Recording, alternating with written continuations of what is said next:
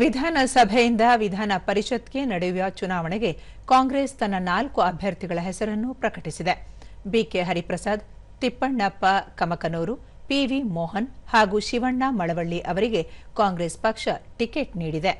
ಈ ಸಂಬಂಧ ಕಾಂಗ್ರೆಸ್ ಅಧ್ಯಕ್ಷ ಮಲ್ಲಿಕಾರ್ಜುನ ಖರ್ಗೆ ಅವರು ಅನುಮೋದನೆ ನೀಡಿದ್ದಾರೆ ಎಂದು ಪಕ್ಷದ ಪ್ರಧಾನ ಕಾರ್ಯದರ್ಶಿ ವೇಣುಗೋಪಾಲ್ ಪ್ರಕಟಣೆಯಲ್ಲಿ ತಿಳಿಸಿದ್ದಾರೆ.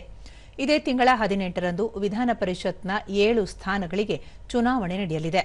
ವಿಧಾನಸಭೆಯ ಸಂಖ್ಯಾಬಲದ ಆಧಾರದ ಮೇಲೆ ಕಾಂಗ್ರೆಸ್ ಪಕ್ಷಕ್ಕೆ 4 ಸ್ಥಾನಗಳು ಲಭ್ಯವಾಗಲಿದ್ದು, ಈ ಹಿನ್ನೆಲೆಯಲ್ಲಿ ಕಾಂಗ್ರೆಸ್ ತನ್ನ ಅಭ್ಯರ್ಥಿಗಳನ್ನು ಪ್ರಕಟಿಸಿದೆ. ನಾಮಪತ್ರ ಸಲ್ಲಿಸಲು ಜೂನ್ 11ರಂದು ಕಡೆಯ ದಿನವಾಗಿದೆ. ಜೂನ್ 18ರಂದು ಮತದಾನ ನಡೆಯಲಿದೆ. ಕರ್ನಾಟಕ ಪ್ರದೇಶ ಕಾಂಗ್ರೆಸ್ ಸಮಿತಿಯ ನೂತನ ಅಧ್ಯಕ್ಷರನ್ನಾಗಿ ಹಿರಿಯ ನಾಯಕ ಬಿಕೆ ಹರಿಪ್ರಸಾದ್ ಅವರನ್ನು ಕಾಂಗ್ರೆಸ್ ಅಧ್ಯಕ್ಷ ಮಲ್ಲಿಕಾರ್ಜುನ ಖರ್ಗೆ ನೇಮಕ ಮಾಡಿ ಆದೇಶಿಸಿದ್ದಾರೆ.